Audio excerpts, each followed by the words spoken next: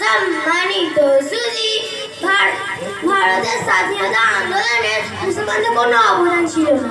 কিছু জায়গা থেকে এমনই প্রশ্ন ভেসে আসছে, তাই এই বিষয়টি ভালোভাবে আমাদের জানা জরুরি। ধর্ম বর্ণ নির্বিশেষে ইংরেজদের বিরুদ্ধে বহু সংগ্রামের পর 1947 সালে 15 আগস্ট ভারতবর্ষ স্বাধীন হয়।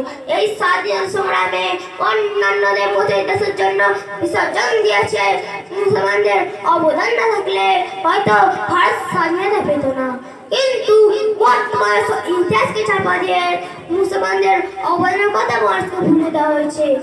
দেশের যে কোনো ইতিহাস পড়লে এমনটাই বোঝা যায় যেন মুসলমানদের তেমন কোনো অবদানই ছিল না। আর এই ইতিহাস পড়ে বহু প্রশ্ন তোলে যে মুসলমানদের স্বাধীনতা সংগ্রামে কোনো অবদান নেই ইত্যাদি। ভারতের স্বাধীনতা আন্দোলনে মুসলমানদের অবদান কতটা ছিল তা আমরা আজ জানার চেষ্টা করব। স্বাধীনতার জন্য অসংখ্য মুসলমান হাসতে জীবন দিয়েছে, কিন্তু তার নামগুলো চেপে দেওয়া হয়েছে।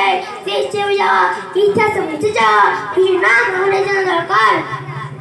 ভারতীয় ইতিহাস বদলে যার নাম অবশ্যই পাওয়া যায় তারা হল মহাত্মা গান্ধী, সুভাষচন্দ্র বসু, অরবিন্দ, জওহরলাল মতিলাল প্রমুখ। কিন্তু এদের সমতলের নেতা আতাউল্লাহ বুখারী, মাওলানা হাসান আহমেদ, মাওলানা মাহমুদ হাসান, মাওলানা গোলাম হোসেন প্রমুখ এনারা ইংরেজদের বিরুদ্ধে কঠোর বিরোধ করার জন্য বহুবার মেয়েদের খেটেছেন, কিন্তু তার নাম আজ ভারতীয় ইতিহাস খুঁজে পাওয়া যায় না। কলকাতা হাইকোর্টের বিচারপতি নরম্যান জ্যাকের বলে স্বাধীনতা শ্রমিককে নিষ্ঠুরভাবে ফাঁসির আদেশ দিয়েছিল মোহাম্মদ আবদুল্লাহ।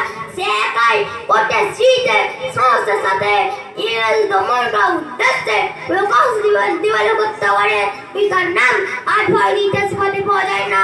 ইংরেজ যদি কষ্ট করে বোঝান তার নামে সহজ ওয়ারে থাকতো সেটা হোসেন, তার নাম আজ ভারতীয় ইতিহাস খুঁজে পাওয়া যায় না। হাকিম আল-মুলকা তৎকালীন সময়ে সারা হিন্দুস্তানে কংগ্রেস প্রেসিডেন্ট ছিলেন।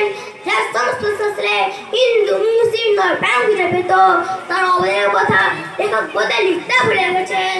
মহাত্মা গান্ধী, জওহরলাল যার সাধু ছাড়া চলতে পারতেন না, চিনি না থাকলে গান্ধী উপাধি যুগ হতে পেতেন না। তিনি হলেন